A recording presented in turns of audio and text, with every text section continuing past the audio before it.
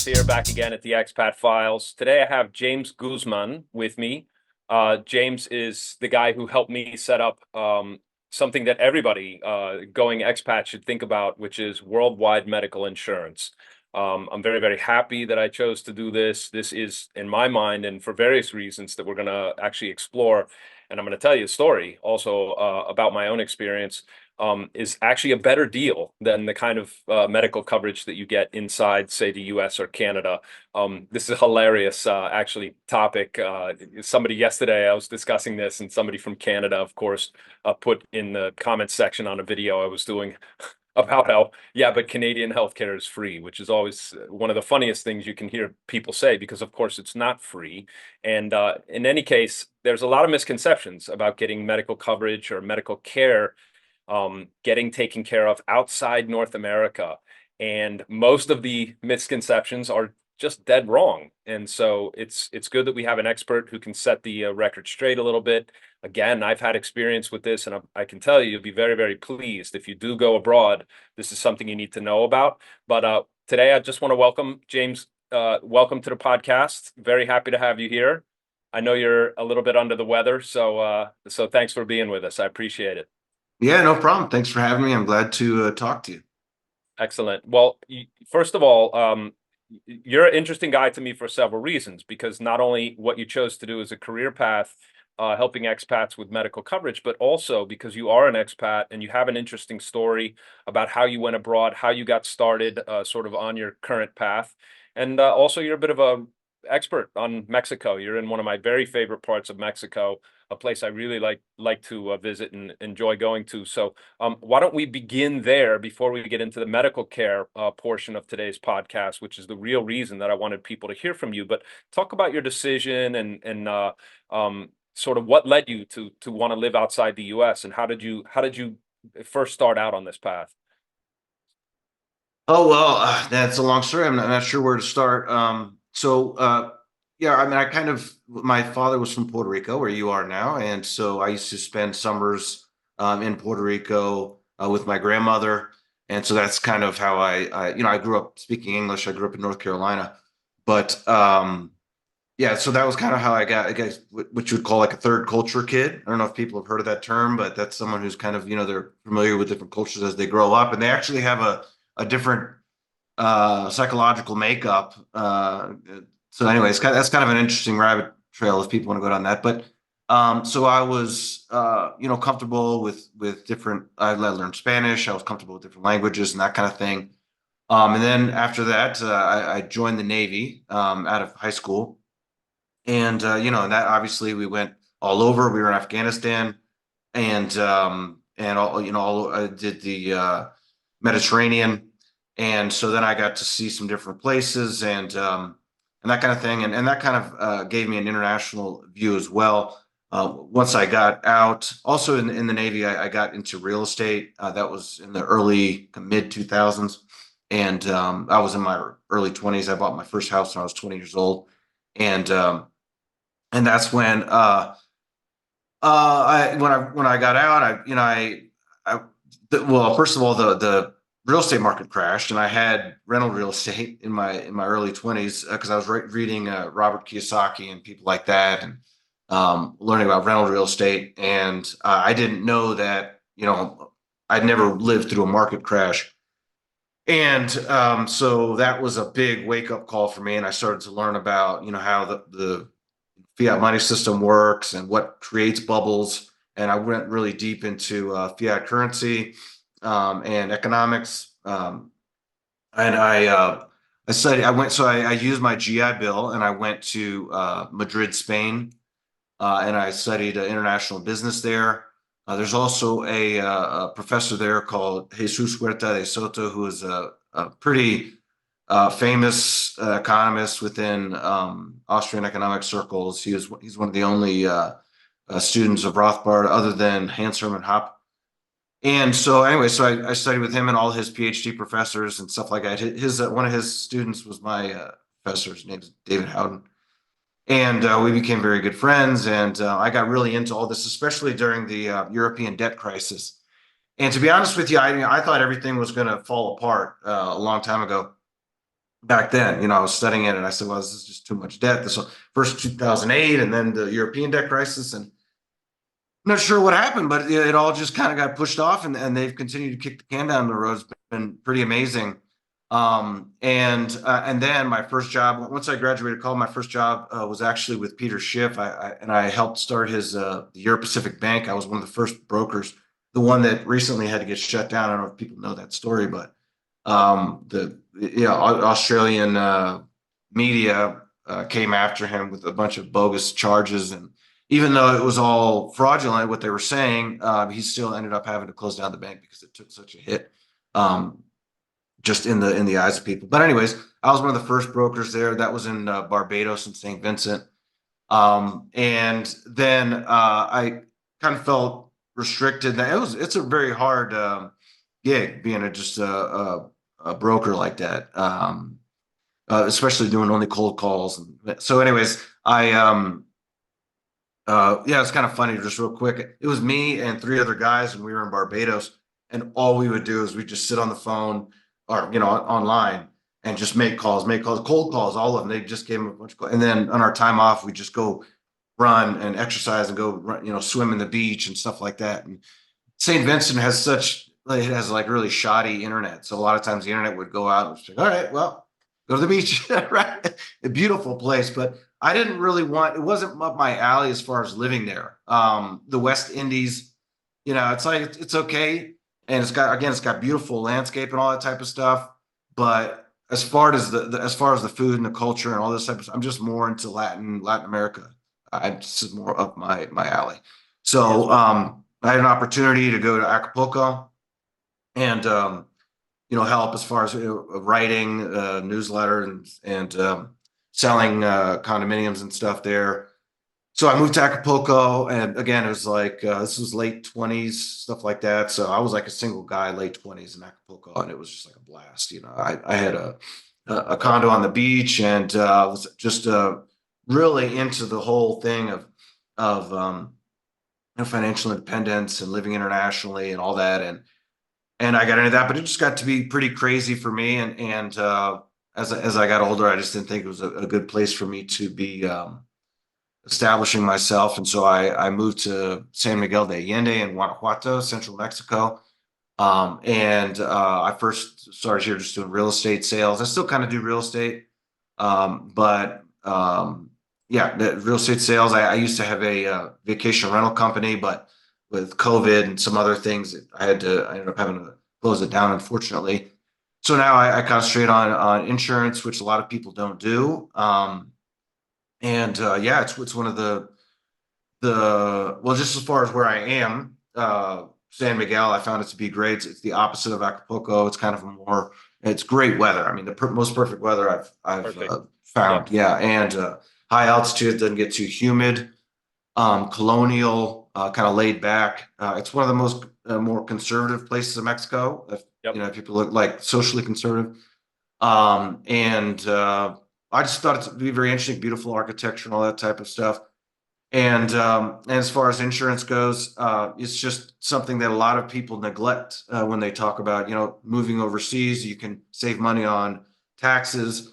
You can live in a great quality of life in a less expensive place, and a peace of mind and all these different types of things, more medical freedom, more educational freedom for your kids. But also you could save a lot of money on insurance, and people don't realize, I mean, it's in most of Latin America, you can have a completely private medical experience, private insurance, and it really is. A lot of people say, "Oh, I was talking to Michael Strong. A lot of people know him. He is really into like educational freedom. He has been for a while, and private free cities and stuff like that. I was talking to him a couple of days ago because he's like, well, in a private market, this could happen and that can happen. It's not theoretical. There actually exists a private market. So yeah, we could talk about what actually happens in that private market. And so, anyways, a lot of times, I think a lot of people they get really caught up in these theoretical things, but there's actually ways that you can live whatever it is that you're thinking that might exist. You can live it today, but It's it really, exists internationally. it's really true.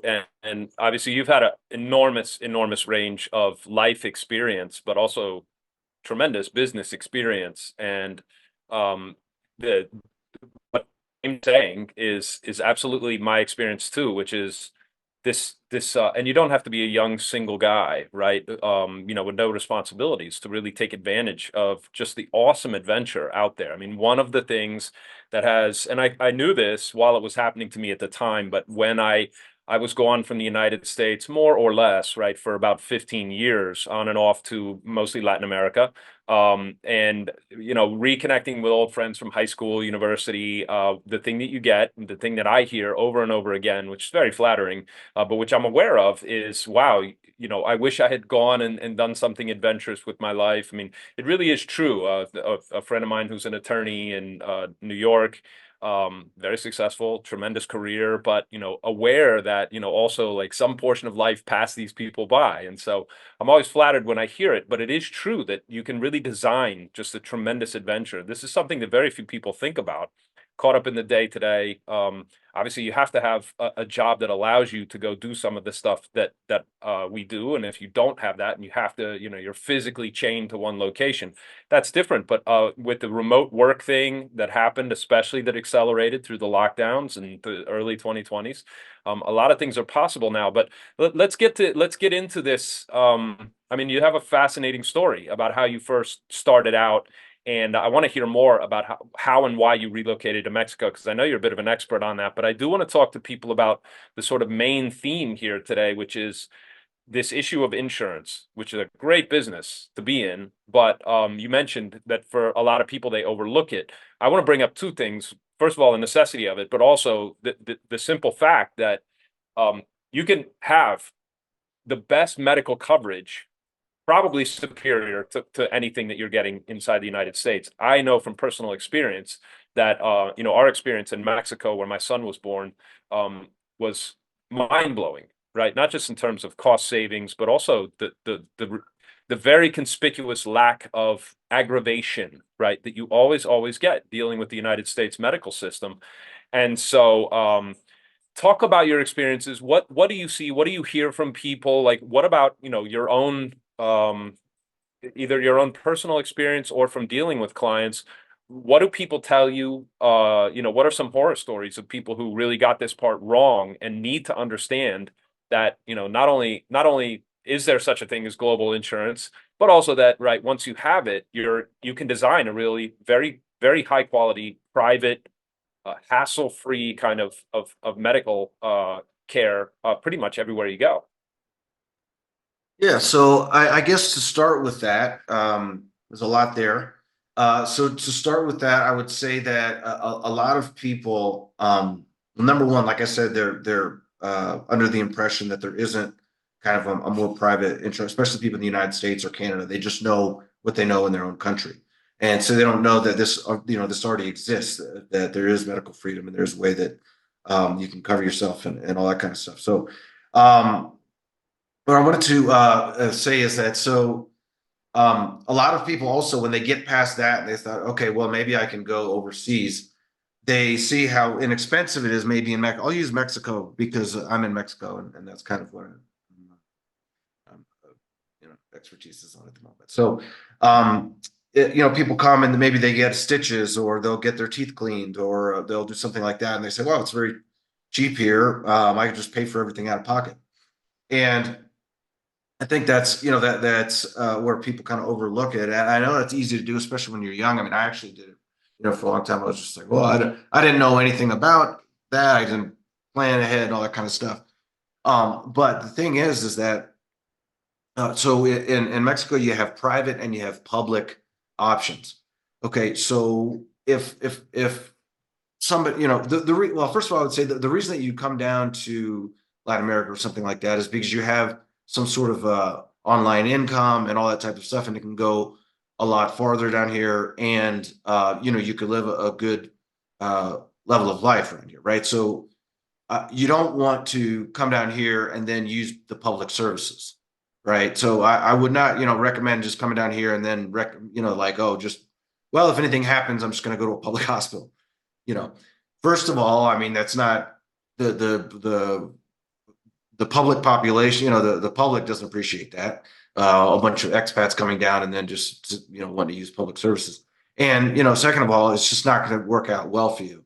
Um, I did when I was in Acapulco, I did have a moped, and I wrecked it, and I had like internal bleeding and all this type of stuff, and I had to go to public hospitals, and it was, I mean, it's like a MASH unit. That's what we compare it to. It's like a MASH unit. I mean, there was probably 15 to 20 other people in there, and they really don't do anything for you. I mean, they don't have any resources. A lot of times they don't even have any aspirin or anything like that. Or you have to have people Wow. that can come in and, oh, really? Yeah. Yeah. I mean, it depends on where, different public hospitals, some are more, have more resources than other, but for the most part, it's very, very, underfunded. That's the reason. It's been a big problem with AMLO. He's been trying to do different things. They have a new thing called Insabi, where they're trying to mix all these different uh, public services together and trying to basically fix this problem that they have because it's very It's a safety underfunded. net. Yeah, it's a Yeah, safety net. right. It's the same in other Latin American countries, as far as I can tell. I mean, they have a Yeah, basic safety net, depending on level of resources and where you are in the country. You know, if you're in Buenos Aires in Argentina and you go to a public health clinic, well, they might have aspirin. You know, they might have something, but by and yeah, large, right, in Latin America especially, which is your expertise and mine, yeah. you do not want to be going to public health, like No, period, right? right. You make, Yeah, yep, I'd agree. Yeah, you're better off just, I mean, and if you do need a stitch or something, just pay for it. yep. That's it.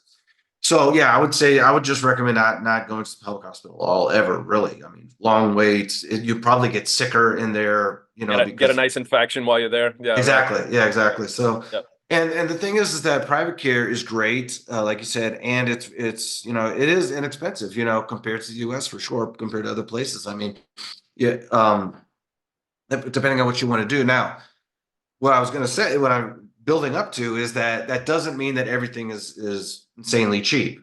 So, yes, regular checkups, dental cleanings, stitches, things like that, you can pay for out of pocket, no problem. But there are times when, well, so you mentioned births. Births is one of the big things, and I can go over that in a minute. But accidents, if you develop something, some sort of a condition, if you have to go to a specialist and you need, some sort of surgeries, spinal surgery, brain surgery, but different types of things. Another thing is cancer. Cancer. I mean, people have different opinions about cancer, but cancer is obviously probably the top thing that insurance claims pay out is cancer treatments. So there are different things that can develop that can become very, very expensive. And so the risk reward ratio is like, what are you paying to keep yourself from a very expensive downside incident or condition. And so, I mean, this is how insurance works. And I think a lot of people have forgotten because of all the government interference, how insurance is supposed to work. It's just like with a car. You don't buy a car to cover all your, oil changes and to fix your tires and all that type of stuff. Car insurance is when, you wreck your car. Okay. And so it's the same thing, house insurance is for when your house burns down or something, bad happens like that. And so it's not just for your little things here and there. And that's how insurance is supposed to work. And so, it, all wealthy people hold insurance, and that's because they know that the risk reward ratio is you pay a certain amount and you don't have that very, very big down risk of being wiped out. That's how people become wealthy, is that they just continue on, with their income, their investments and dividends, their things like that, and they know that there's not just going to be some unforeseen thing that's going to wipe out their entire portfolio, right? And so that's why you have insurance. And that's one thing. It's just unforeseen circumstances as far as um accidents and conditions, and there's a lot of different things. I mean, I could go into all of them, but there's just so many. I get Well, you did an awesome video that I'm going to play for yeah, folks because it does cover a lot of the information, what you talked about, the difference between public and private. And you're talking about Mexico in the video, just like you yeah, mentioned here, because that's your expertise. But this is right, the case pretty much throughout every Latin American country. Probably not that different in most other parts of the world too. There's a tremendous jump from the public safety net care to the private care that you could get. Again, for people who aren't used to this, talk for a second, because I know a lot of people will have taken a cruise or, done some kind of trip and maybe used, American Express trip insurance, to cover medical emergencies and things like this. Why is that a bad idea, or why is that not sufficient? What is the danger there? I know you talked about underwriting in the video, but I am going to play that video so people can get Okay. good information there. But what's the difference? Like, I want to impress upon people watching this. It's like getting global insurance is no big deal. It's a really easy thing to do. It's very cost effective. And if you're Yeah. going to be on the road, or if you have to be outside of your home country, it makes infinite sense to do this. Right.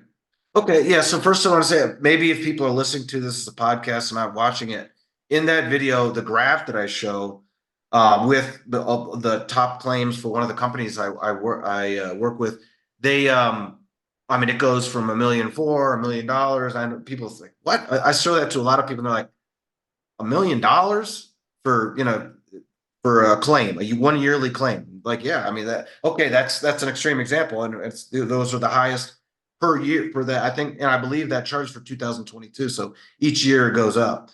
But I also want to point out that that's not only Mexico in that video. That's that those are all Latin American countries. So you'll notice a lot of different countries on there. So as far as that, yeah. So you have what's called travel insurance, and you have long-term insurance. Travel insurance is normally a year or less, usually 6 months or less when you're on a cruise or something like that. That's basically to cover emergencies. So that's when people have long-term insurance somewhere, whether it's from a government or not, whatever, they have some sort of long-term coverage somewhere, and then they're going outside of that area. Then you want to get to travel insurance or short-term insurance. And the difference is that with long-term insurance, you're once so you buy it, you do a checkup, and they have what's called underwriting. You don't really have to have a checkup if you're over a certain age. You need a checkup, or certain if they see things on your application that they want more details on, then they'll ask for a checkup. But you will pass medical question, we'll say. Okay. And so, you're supposed to be honest there, right? And if you're not, then they can just deny your coverage completely. But you have to go through what's called underwriting, where they ask you some questions about your medical history. And then once you're past that, then they say, okay, full coverage, nothing is excluded. As long as you continue to pay that premium for the rest of your life, then you are covered for everything. Okay. So say you develop cancer, you develop a brain problem, you develop whatever, something very expensive. They have to pay for it. As long as you pay that premium for the rest of your life, they have to cover it. Okay, so that's the big deal, and that's what the problem is, that people lose their insurance, and then if say that you do have something that has a very expensive prescription drug ongoing, or you need physical therapy going forward, or you need something that's very expensive. If you would stop paying for your insurance, then you can for a lot of, well, there are some places that you can get insurance, but for the most part, for anything that's going to be affordable, you're not going to be able to get insured again. For the ones that you can get, like they have Because ones it that, becomes a pre-existing condition at that point, correct, yeah. So then you have right? pre-existing Yeah. condition, which you can, it's going to make it either excludable or completely deniable. Yep. Now, the only people that are going to cover pre-existing conditions are going to be government plans, like perhaps, like you mentioned in Canada, you can get back on the government plan or something, but you got to be in Canada, and you got to depend on the government. And the other thing is, they do have some policies that are based out of the U.S. because now, since the Affordable Care Act in the U.S., every insurance company that's ACA compliant has to cover pre-existing conditions. And so there's one company, Geo Blue, that will do it, but it's astronomically expensive. So it's going to be very, very expensive. But if you absolutely need to have coverage, they have to cover pre-existing conditions.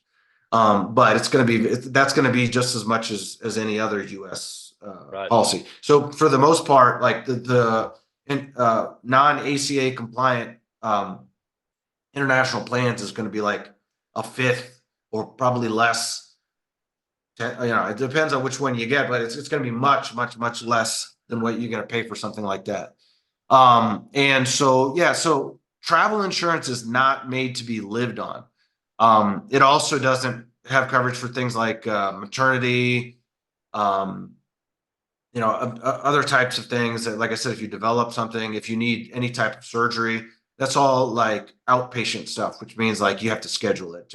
Travel insurance is not going to allow that. So travel insurance, basically emergencies, if something happens, you get rushed to the hospital, they're going to cover you up to a certain limit, and then that's it. And so the whole point of that is that you have so what you want to do is you want to have, if you are traveling outside of your, whatever you do have coverage, you want to have travel insurance just to get you stable and back to wherever it is that you have other insurance.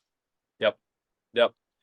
Yes, and global insurance, like the kind that I purchased from you for me and my family, does not work, is not valid in North America as well. So this is this is global insurance is for people, trip insurance for short term. I'm going to take a trip to Uruguay or Mexico or whatever. Okay, I'm going to get trip insurance when I booked a ticket with my credit card, and American Express is going to cover me. Long-term global insurance, okay, that's it. I'm actually moving abroad. I'm moving outside the US or Canada, which is where most of the people watching this are going to be living. I'm picking up global insurance because I want access to the highest tier of private care that I can get in any of the countries that I'm going to go to. And to share my own story again, we decided to have our birth in Mexico. We didn't put this on insurance. I'm just telling you the level of care here. It was El Faro is the name of the hospital in Merida, and fantastic. I mean, the care was, it was strange because I kept finding myself waiting for the hassles when I had to talk to the people in billing. And obviously we were there for several weeks. We had two midwives looking after my wife. We actually had two surgeons, right, when we needed them for the delivery. The whole thing was white glove and just top high class, like private rooms, everything was taken care of. 4 nights in the hospital, which in the US is, average about $10,000 a night. I mean, it's an insane difference. The whole thing altogether was just over $4,000. And I can't say enough good about it. The level, I suppose maybe the only drawback is if you didn't speak good Spanish, it would have been a problem. It wasn't for me, but if you came to have a birth in Mexico, you would need somebody who could help with the translation of it. It's not like all doctors are going to be able to talk to you in English, although most of them can understand some. But I was amazed. I was just astonished. I know that there's great hospitals. I'm actually headed to Mexico City a little bit later, depending on when people watch this or when I actually post this podcast, to get a full executive checkup, the kind of thing that costs, between $5,000 and $20,000 in North America. Will run probably just about $1,000 US in either it's Medica Sur or the hospital, I forget what it's called, ABC or something like this. And so tremendous access to private care. You're not really waiting around, right? There's none of this like 12-hour wait times. I had to go to emergency room here in Puerto Rico about a year and a half ago, and it was a nightmare. I mean, it was a nightmare. You could easily die in the emergency room. There's just absolutely nothing like it. I feel like it's actually a higher level of care and a better lifestyle to have global medical coverage and live outside North America at this point. Would you agree? Yeah, absolutely. And let me add something in there that's very important that people don't know until it's too late.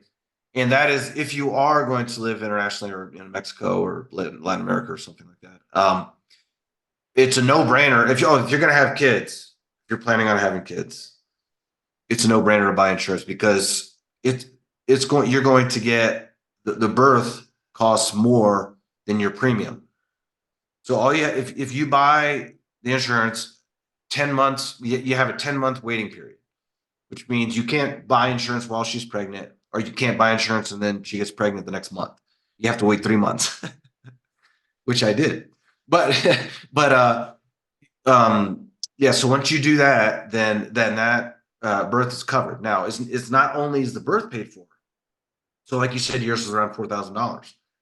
Your premium is probably going to be, I mean, it depends, you have to buy insurance for your wife, or your girlfriend. So it's going to be what, $1,000 or something like that a year, or $2,000. And then the birth costs $4,000. So you see, so you just made $3,000. All right. And not only that, but it covers complications for the baby for the first 90 days. And it covers complications for the mother. So I just had a baby a month ago, or I didn't have a baby. My wife had a baby, but she had some complications, so they had to actually do some extra stuff. And then the baby was dehydrated, and so we had to keep her in a room for another 3 or 4 days. And so yeah, it was a little bit longer than we proposed, but all that was covered, so everything was paid for. And I got that was a month ago. I've already gotten reimbursed for that. So I Yeah. did pay. And by the way, I'll say another thing is that as an American, you have access to credit cards with credit card points. And another thing you could do is that if you, I mean, obviously it's pretty, you're when you're going to have a baby, right? And so before that happens, then you can apply for one of these cards, a Sapphire card or something like that. It's going to give you a lot of points, and just put it on the credit card, do a reimbursement claim, pay off the credit card, and then you have a bunch of points. So you either made $1,500, or you can use that for travel, and you made even more. There you go. So it's really a no-brainer if you're young, planning on having uh, children or something like that. You're basically getting paid to have kids. So and it's a peace of mind, and like you said, it really is. I mean, again, here in San Miguel is the same as you're talking about. We have big private room, 2 rooms, two separate rooms, our own bathroom, our own nurse, our own. We Yeah. we choose our own team. We have Yeah. our own Even the doctor. hospital food was good. I'm not making it up. Like even the food in the hospital was like respectable. I mean, it Yeah. was shocking. It was shocking. And I mean, Yeah, well, we brought in our own food, but yeah, they have food. They got a cafeteria and all, but you can bring your own food in there. My son, when he was born, it was during the whole COVID stuff, and so we didn't. Nobody was wearing masks. Nobody checked. Nobody screwed with us.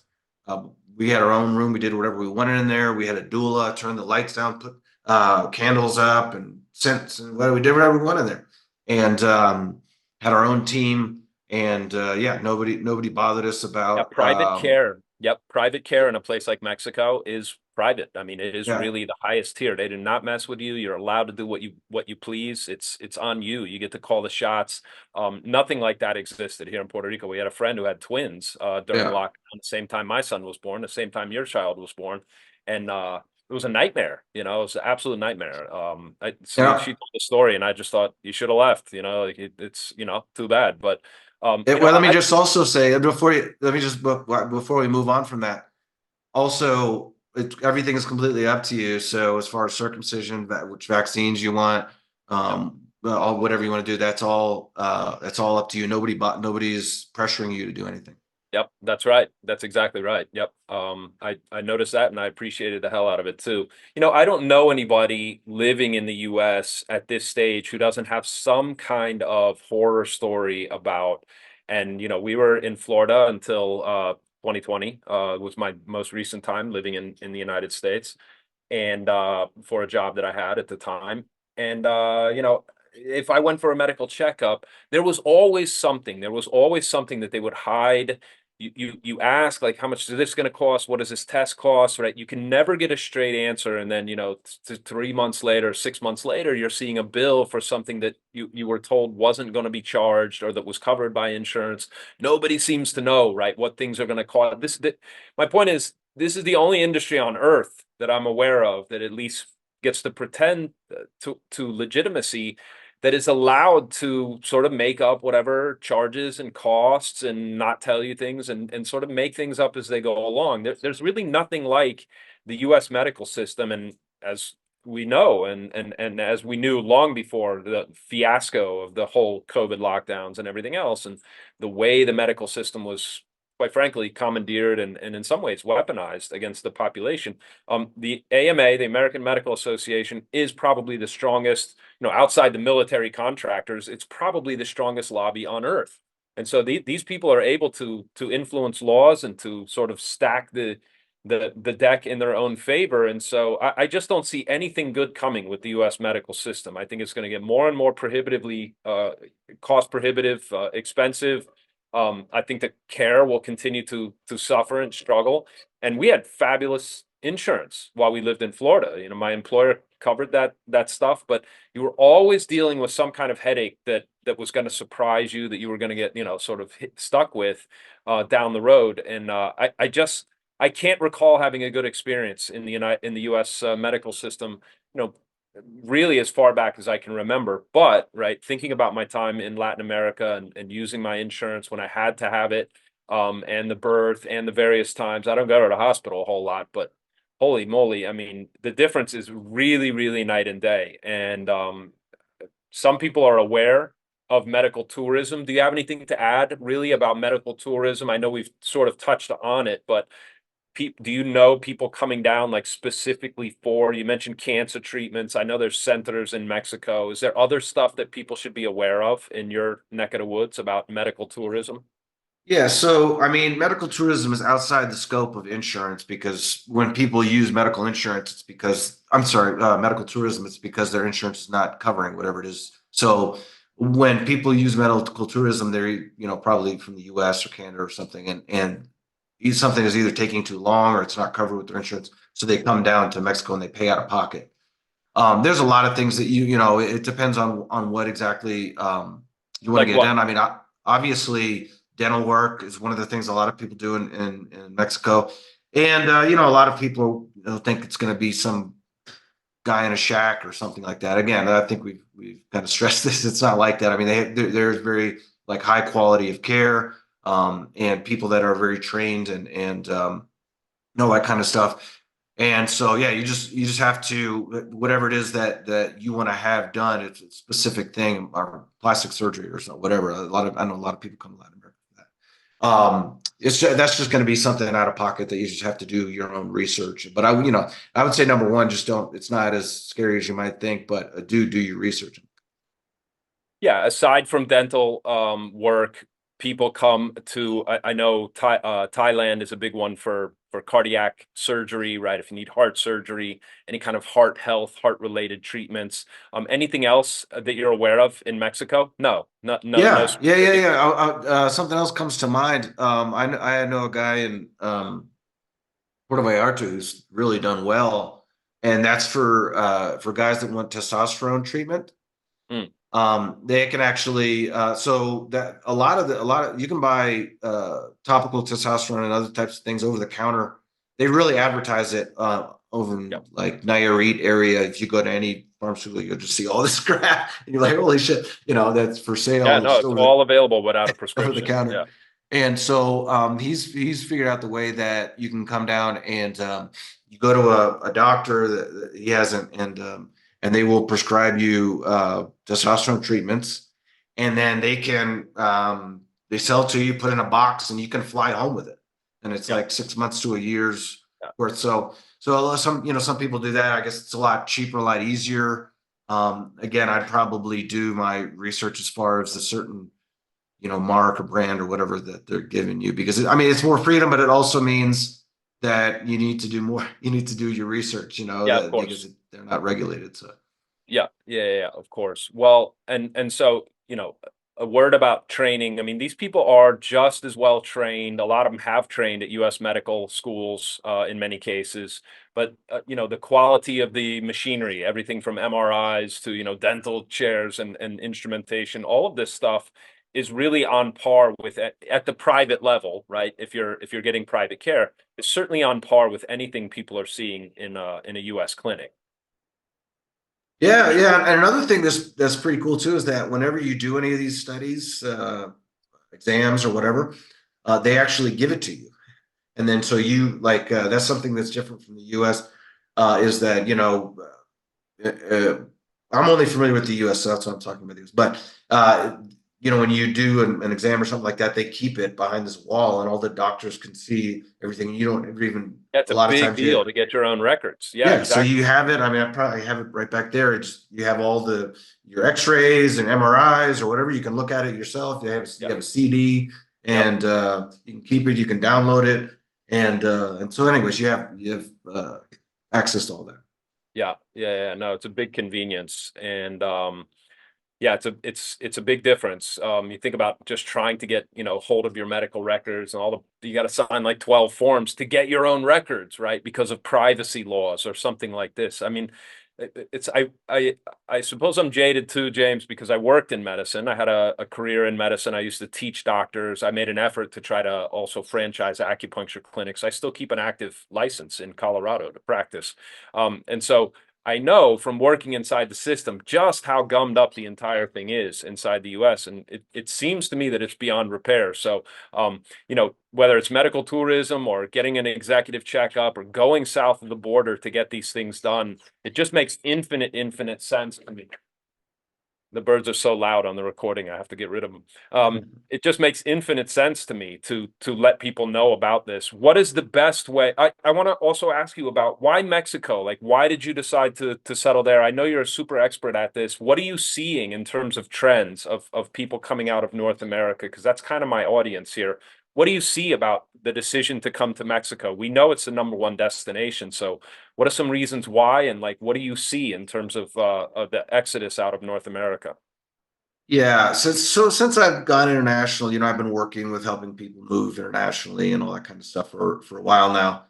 I would say that despite what anybody says, the number one reason is money, right?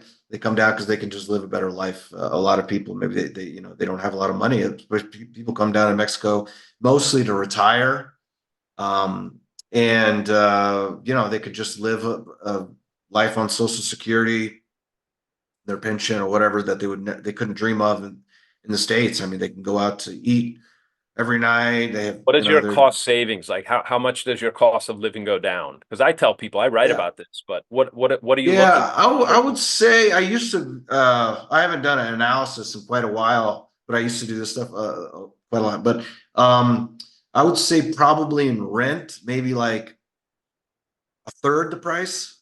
Yeah, And overall expenses, so food is way less. I don't know exactly how much, but maybe half or yeah. something like that. Mexico's insanely cheap for the quality of life that you get. Right, for North Yeah, Americans, it's a massive either step up in your lifestyle or just a massive cost reduction. And yeah. obviously, Mexican lifestyle is it's comparable in a lot of ways. There's a lot of big box stores, people who, miss the shopping in North America, right? Certainly in certain parts of Mexico, like uh, Riviera Maya area. Obviously, there's a lot of very big, obvious presence of U.S. kind of chain stores and Yeah. restaurants and things like this. So, Yeah, we uh, got Costco and Home Depot and Amazon and all that shit. It's not that far away. You have to take like, well, from where I'm at, it's like an hour drive to get any of that stuff. But yeah, most of the larger cities. I'm kind of in a small pueblo. It's like 100,000 people, nice. but like an hour away, and you can get all that whatever you want. Yep. And again, you got Amazon, you can order whatever you want from the states, and they have delivery services. So really, you have access to whatever you want. Yeah, it's a fantastic lifestyle in Yeah. Mexico. It really is. Yeah. And so, yeah, I would say a lot of people also, depending on where you want to live, for the most part, in a lot of places in Latin America, Europe, it's not as it's more walkable friendly. So a Yep. lot of people will just not have a car, which Right. obviously that makes it a lot easier. Or maybe you have a car, but you just buy it cash, and it's I sell property insurance also. It's just not a big of a business, but car insurance, house insurance, stuff like that. And car insurance, you're looking at like I don't know, like a hundred, $200 a year, something like that. Okay, so Right. you have a Right. car, you just have it there, and gas is cheap. Maybe but you don't have to use it that much. Everything's closer. Public transportation is inexpensive. The taxi and Uber is extremely inexpensive. Yep. Most places are just easier to walk around, so that's going to save you a lot of time and hassle. A lot of people, I've had my friends that are like they come down to Latin America, like I'm never buying a car again. Right. Yeah. So, No, the simplicity of the lifestyle almost anywhere in Mexico, but like you say, especially if you're in a big, a nice size, decent size urban center like Allende, Mexico City too, very livable city. We're headed down there. I was shocked. I first went there. We stayed in Polanco and that area around the park. Just magnificent. And I would say roughly a 50% reduction in cost of living even in a big city like that. Certainly you couldn't In New York, you'd be paying, $7,000 to $10,000 for the kind of apartment that we stayed in. It was absolutely dirt cheap, and you're not really sacrificing much in terms of quality of life and access to various, whether it's schools or, entertainment, cultural kinds of things. Mexico's super rich in all those areas. So I'm a big fan. We bought a property in Tulum. I probably won't live there, but I'm hoping it will turn into a good rental property as that area continues to develop. But there's a lot of other good things happening in Mexico. You're aware of this railway that they're making, a deep water port in Salina Cruz that will cut across and I guess take market share from the Panama Canal, which is out of water. Apparently, there's a big drought in Panama, and they're really suffering. Are you aware of this infrastructure project going on, or any others like it? Oh yeah, no, definitely I am, and I mean that's actually not going to affect me much, from where I am presently. But it'll be interesting. I mean, I know that they opened it, and so I'll probably, we'll check it out. Maybe we can use it for some tourism stuff. They also just opened up a highway from Oaxaca City to Puerto Escondido. It's Oh about wow, 3 hours instead of, because before it was a really too long. Yeah, yeah, too long, weird road, but now they have a highway that just goes straight there. So that's kind of interesting too. yep. Um, yeah, lots of stuff going on. They're really trying to expand Mexico. We'll see. I mean, I think that as far as the macro picture of what's going on, um, there's a lot of stuff going on with Mexico and the United States. Just last year, just came out that Mexico has just overtaken China as far as imports into the United States are coming from Mexico rather than China, because they're trying to do this nearshoring, friendshoring Nearshoring. type of Yeah, yeah. thing. Yep. One thing I will say about that is that that's because, not because strictly, but it's also because a lot of Chinese are coming to Mexico and opening up uh, the Right. manufacturing places. So uh, Interesting. yeah, but there's a lot of things going on. I think that we're going to have a really crazy year. We got two big elections coming up in the United States and Mexico, and several throughout Europe. So, What um, does that look uh, like? What are people talking about the election in Mexico? We won't get into the U.S. election. It's yeah, everybody knows that's going to be crazy. But yeah. what does the future look like for Mexico? It's AMLO's finished, right? AMLO is finished, but he has his runner-up, Claudia Scheinbaum is her name. She's a Jewish woman, which is kind of weird for a Catholic country, and she'll be the first woman, and she'd be the first Jewish person, and Morena is seen as kind of the left wing party, and that's I'll it's kind of interesting. It's complicated because although you know AMLO, or the president of Mexico, when he was first elected, he's seen as kind of like the Bernie Sanders, and you'd be like, oh no, we can do all this stuff, but it's a populist left wing that's a little bit different than you might be used to or what you think of in the United States. So, the government of Mexico is very dependent on Pemex, which is the oil company here. A lot of the revenue comes from there, and so they can't do any of if they do anything and it's nationalized, so they can't do any of the crazy energy stuff that's been going on in Europe, or some of the United States, and I suppose in Canada, but because that would just kill the government. So although he's like a left wing guy, it's still very friendly with Yeah. uh, fossil fuels. They're not trying to push electric cars on people and all that kind of stuff. You could still buy a car, like brand new cars, manual, like big trucks and stuff like that here, which are harder and harder to get in the United States. There's actually a lot of nice trucks you can get here that you can't even get in the United States. Like That's they right. don't That's right. manufacture it. So, Yeah, anyways, yeah, just a lot of the dumb ideas in general don't make it yeah. south. They really don't, whether it's, woke ideology or any kind of political correctness. I find Mexico really refreshing because you don't find it. You can't find it anywhere. It's not represented. You don't see anybody who's really radicalized down that path. And obviously the government too understands that, they're their wagon is hitched to the fossil fuel Yeah. industry. That's probably a good thing, right? Again, as you see, the political pressure to shut down traditional sources of energy in the U.S. Obviously, anybody who's in that industry understands this is a catastrophe. Yeah, So suicidal. yeah, no, the fantasy that somehow everything's going to be powered by, renewable wind and solar is just that. It's a fantasy. And so we're going to have to unlearn that in real pain, probably in the US. But again, like Mexico is this beacon of I mean, who would think that we would say this in our lifetime? But Mexico is a kind of beacon of hope for people who want to live like a peaceful, simple, high quality life in a place where you're not going to be hassled by a lot of that shit. So bravo, viva Mexico. Yeah, and I also say, yeah. So you mentioned a little bit about woke ideology.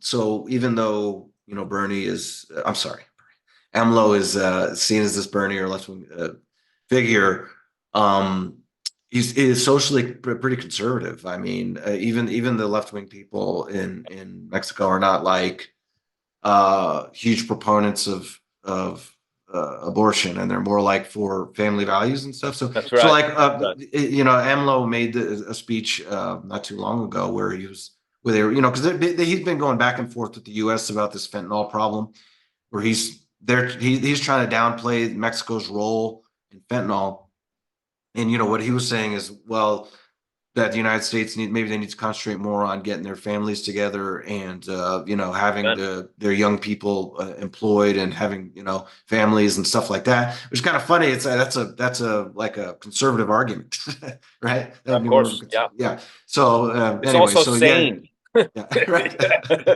Right. It's also just yeah, good idea. It's like good mhm, advice. So yeah. yeah, well, we're gonna see how a very chaotic decade plays out. But like you, I'm very happy I have a toehold in Mexico, and maybe that's a good place for us to wrap up. To me, the future of Mexico looks very, very bright. The Tren Maya, the new airport in Tulum. There's just been tremendous development. Mexico did not shut down during the whole lockdowns. It was a really livable place to be. So we really enjoyed ourselves there, and I appreciate you coming on and your expertise on global medical coverage. You're the go-to guy in this space. So, how do people get a hold of you? Obviously, I'll put it in the show notes, but you want to just let people know where to find you real quick? Yeah, I appreciate that. So yeah, it's jamesguzman.com. My name, James, last name Guzman.com. Is That's where I've got the stuff now. And so people can check that out. If people want to go to I used to have a podcast. I'm really not doing it that much anymore. I might put this on the feed if you allow me to. Please But do. yeah, and yeah. So if people are interested in all the, I have 120 episodes on there. That's all different countries, all about international living and stuff. So people might find that interesting. All free, obviously. And so, yeah, so I'd be happy to just let me know, when if you'd like to book a call, you can do that at jamesguzman.com or email me at me@jamesguzman.com. Let me know that you heard about it through this podcast. And yeah, thanks for having me on, and I'd be happy to talk to you You're very welcome. Yeah, again. you're very welcome. Yep. Excellent. Good talking to you, James. It was good to reconnect. All right, sounds good. All the best, my friend. Take Yeah, care. same to you. Talk to you later. That's it, everybody. Thanks so much.